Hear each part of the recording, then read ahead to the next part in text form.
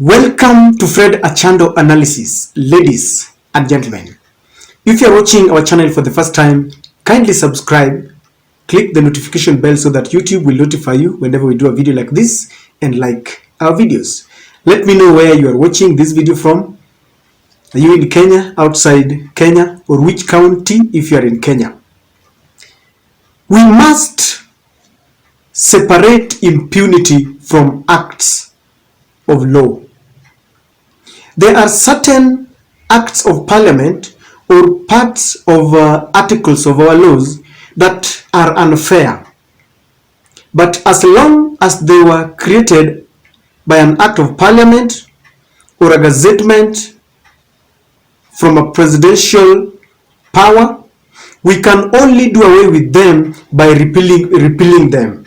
That is how nations deal with things in decorum. I listened to our Deputy President Rigathi Gachagua while meeting with senators in Mombasa. And there is one thing that I want to say, I agree with him. He invited the former President Uhuru Kenyatta and any other Kenyan who has not paid taxes, and he said that they should sit together and agree on how this compensation can be done. It doesn't matter who you are. We are going to develop this country with our own resources because we have stopped borrowing. Because we are saying, if you are in a hole, don't continue digging. First stop digging and figure out how to get out of the hole. And one of the ways of getting out of the hole is collecting tax from everybody. It doesn't matter how far back it goes. And also stopping exemptions. Nobody will be exempted from paying tax in this country.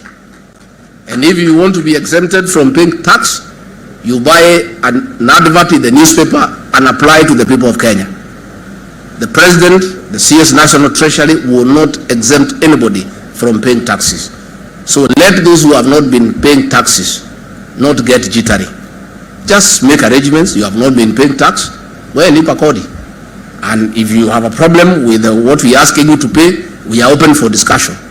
You can come, we agree on how to a plan on how to pay kidogo kidogo.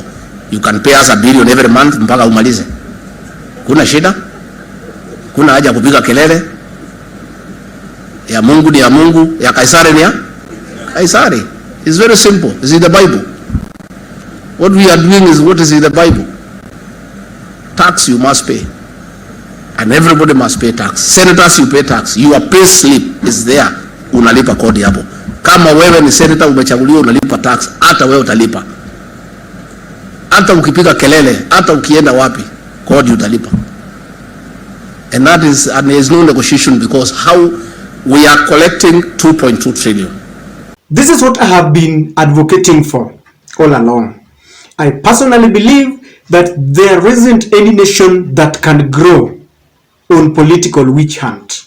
There isn't any regime or any government that can realize its dream and its vision by looking for someone to revenge and avenge. And so the story of William Ruto versus Uhuru Kenyatta and the default taxation is one that has attracted a lot of attention.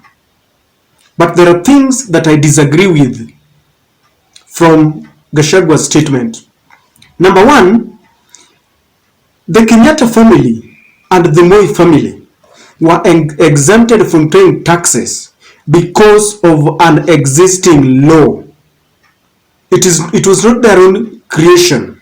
This law was created in 1963 and it has been in operation up to this moment.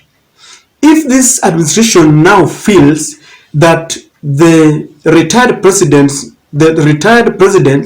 and their families should start paying taxes, then what we need to do as a nation that is governed by the rule of law is to take this act in parliament the way Senator Cheregai had written a letter and they wanted this law to be changed. That is how things are done.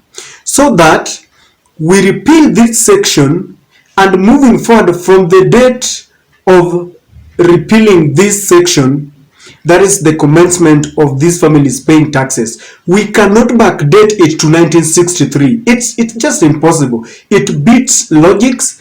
It cannot pass in any court of justice. It can only pass in our courts that have been captured by the executive. And so we cannot compel Uhuru Kenyatta and the family to start paying taxes dating back to 1963. I mean, it doesn't need any rocket science, ladies and gentlemen. It does not need. I'm one person who believes that paying tax is the way to go. For this government to realize its dreams, taxes, reasonable taxes, not just taxes, reasonable taxes. You see, of late, President William Ruto has earned the name Zakayo because he is taxing everything and anything that is available. And if you read and dig deep, you'll realize that this is a requirement from the IMF, International Monetary Fund, that gave Ruto certain ultimatum for him to get loans. I'm wondering why Gachagua is lying in public that they decided to grow Kenya using our taxes, that they stopped getting loans. You know, nothing can be further from the truth. We all know that William Ruto has acquired much more loan compared to his predecessor. And sometimes, I'm not an economist, but I've listened to economists arguing on taxation and on loan. They say taking a loan or taxing your countrymen is not bad, but they should get value for the taxation. They should get value for the loan, because taxing and getting a loan is almost the same thing. You will be using their hard-earned cash to pay the loans. So you can tax people heavily, but if this money is not going into the pockets of individuals, if this money is being used to realize the connection of electricities, and where there's drought, you construct boreholes and you use it. We have in our medical facilities, you acquire medicine and facilities so that we don't need to go to India for cancer treatment. People will be very happy. But we cannot have a country where you tax everything, but then when we go to the hospitals, you are told unaandikiwa dawa and you are told enda ujinunulie. That is why there is a lot of uproar when you want to tax everyone. It is also very important that when you tax people, they have sources of employment. You have an environment where people can start their businesses and the businesses thrive. So on this, I believe our deputy is lying. We didn't stop taking loans. This government has taken a lot of loans. So back to the Uhuru family and the Moi family, ladies and gentlemen, we must do things the right way, because William Ruto might think that he is a president today. Tomorrow he will be a former president. So let him do, because I heard Mr. Honorable Rigathi Gachagua, saying that whatever they are doing is in the Bible. Yani ya Kaisari, patie Kaisari, ya Mungu patie Mungu, which is okay. We agree. But let us do things. It is in the Bible too, that do unto others as you would want them to do unto you. Rigathi Gachagua and William Ruto have become dynasties today. They have formed part of the government. Tomorrow they will be out. Do they want their successor to start this political witch hunt and looking for whatever they did right, whatever they did wrong? Countries, I believe and I maintain, can never grow this way. Last, if there is any company that has not paid taxes, I would really plead with the government to ensure that they call the directors so that they have a way of paying taxes instead of closing the company down. Because Kenyans are already facing challenges of high unemployment. Youths don't have jobs. And when this happens, we really pray that we don't hear more news of other companies that are being closed down. That is what I think. And I think we should be operating on a law or a rule of two wrongs don't make a right, so that we don't escalate an already aggravated problem.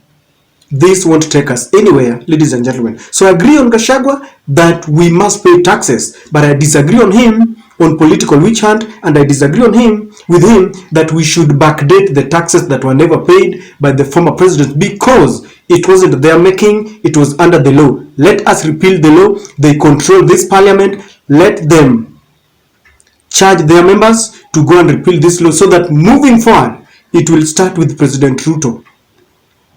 Ladies and gentlemen, that is my take.